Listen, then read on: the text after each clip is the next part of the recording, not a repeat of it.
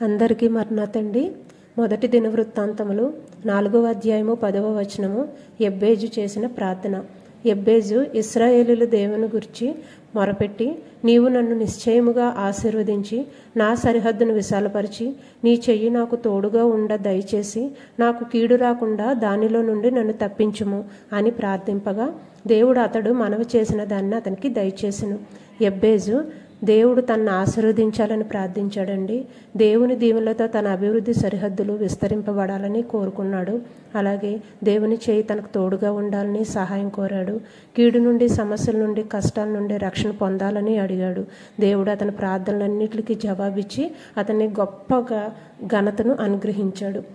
మన ప్రార్థనలకు కూడా జవాబు రావాలంటే హృదయపూర్వకంగా దేవునిపై పూర్తి విశ్వాసం ఉంచి ప్రార్థించి పొందుకోవాలండి. నిరీక్షణ కలిగి ఉండాలి. అట్టి కృప దేవుడు మనకు అనుగ్రహించును గాక.